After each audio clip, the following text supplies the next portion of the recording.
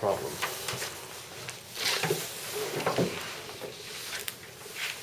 Hi, welcome to the National Critics' Choice Online News Say with Hyatt. And here I have Dr. Darius Zook from the University of California, Berkeley.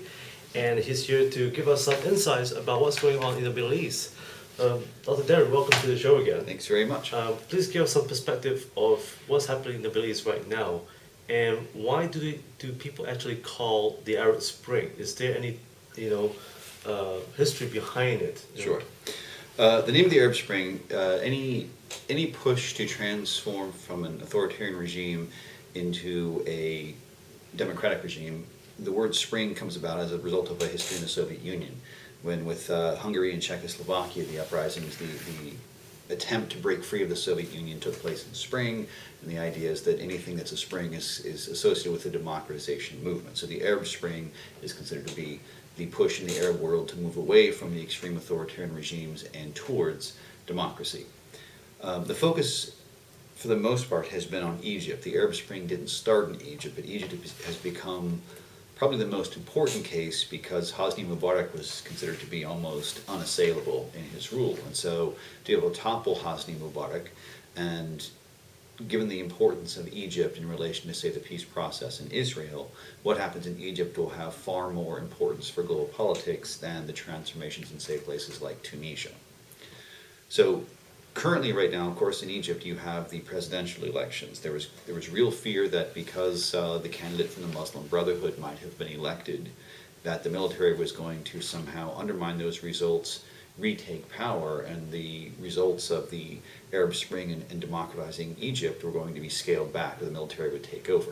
Now that hasn't happened. They've decided to let the results be announced. You have a new president from the Muslim Brotherhood, and this has all people very concerned. I think the concern is somewhat misplaced, because the fear is that you have a Muslim Brotherhood president. That means that Egypt has in essence voted to become radical. The Muslim Brotherhood has historically been a radical group, but I think it's probably better in this case to give the presidency time to let Egyptians try to figure out exactly what democratic constraints they can put on any president, Muslim Brotherhood or not, so that you don't end up in a situation where you, in essence, through a democratic process, vote for an undemocratic or radical or intolerant type of president. These democracies have a way of working these things out if you leave them to their own devices. So I think a lot of the concern is misplaced, and I think even the presidential candidate from the Muslim Brotherhood realizes that having a radicalized presidency would not be good for Egypt, and it certainly wouldn't be good for the Middle East, and it wouldn't be good for global politics.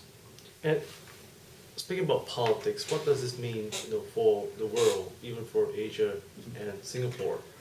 Do these changes mean that there will be some adjustments to the world order itself? Sure. The most important thing, especially regarding Egypt, I'll stick with Egypt. Everything that happens in Egypt has some ramification for the Middle East peace process, mostly between Israel, the nascent Palestinian state, and Egypt. That's the real concern everybody has. What if you end up with a democratically elected government in Egypt that either breaks away from or doesn't support the peace process? Because Hosni Mubarak, one of the reasons the United States had supported him was at least he was okay with the peace process, and that was helpful, even though as a ruler in Egypt he was quite awful. So if the peace process changes, if Israel feels less secure and decides to start securing its borders or decides to start rebuilding settlements, that can have ramifications everywhere around the world. Iran has weighed in. People are saying Iran might feel emboldened with a more sympathetic Egyptian president, that Iran could somehow start bullying Israel. Israel may feel less threatened or feel more threatened. And those kinds of things always have spillover effects into the defense policies of other superpowers, which of course would affect Southeast Asia. But to be honest, I think the most important effect the Arab Spring has on, say, Singapore and other countries in Southeast Asia is the ramifications of popular uprisings. Now, I don't think you're going to have a popular uprising in a place like Brunei, but the whole idea that people can come together and they can put pressure on, even if you don't have a, say, democratic transition in an authoritarian regime, the idea that people can come together and they can create profound political change in their own regimes has empowered people all around the world who felt that for some reason they just had no voice or say in the matter. People are either going to take democracy more seriously, I think, in regimes that are already democratic, and in countries such as Burma, I think part of the reason you see these changes in Burma is the military regime in Burma is looking at the Middle East and saying, we don't want to go that way. We don't want to be thrown out of power. And I think the reason you see these democratic reforms in Burma, partly it's because of its relationship to Southeast Asia, but partly it's because they realize it's probably better to have a graceful exit planned in advance than to wait for people to come together and throw you out of power like Hosni Mubarak did. Now, speaking about reforms, even reforms in Southeast Asia, what do you see? What's happening in Syria? Syria is becoming having a lot of these new reforms by the monarchy. Right. Do you foresee that the monarchy may side along the sidelines of Israel? I think what you see in Syria, first of all, Syria is a very, very different case than almost any other country in the Arab Spring. What Syria has more than any of the other countries is Syria has a population deeply divided, or at least I shouldn't say they're divided. The diversity of Syria makes it a very different issue, and that creates certain kinds of fear, because in situations where an authoritarian government leaves, if suppose the Syrian government is driven out by the popular uprising, the fear is that what's going to happen after that is not democratization, but rather a civil war, because each of the different groups will be afraid that the other group might take power. Now, I don't think that would happen, but that's one of the concerns you see. Syria is also of much more importance in the Security Council. China and Russia are very, very concerned about authorizing action in Syria, largely because they're afraid if they authorize any kind of intervention in Syria, that will create the precedent for the Security Council getting involved in domestic identity disputes. And Russia has Chechnya, China has Tibet, and they're afraid that this might be the first step toward the UN getting involved in, say, an issue like Tibet. So that's the primary reason for their reluctance to allow the Security Council to intervene more heavily in Syria. So your question is, in essence, what we see happening in Syria. Will the reforms work? Well, the reforms are kind of what happened in Burma. The idea is, what if we have a few reforms in place to make things better? I think there's already been so much bitterness and so much violence, and even the United Nations has been. There was a report last week that UN advisors said they were shot at by Syrian forces. I just don't see how there could be gradual, meaningful reform in Syria. I think there's going to have to be a very different kind of clean break or some other kind of transition. The real focus is to document what has happened and also to prevent any type of civil war from breaking out. You have to have a post-transition plan to make sure that doesn't happen. Would the world see a new radical Islam rulership in the coming months? In Syria? In Syria as well as throughout the Middle East.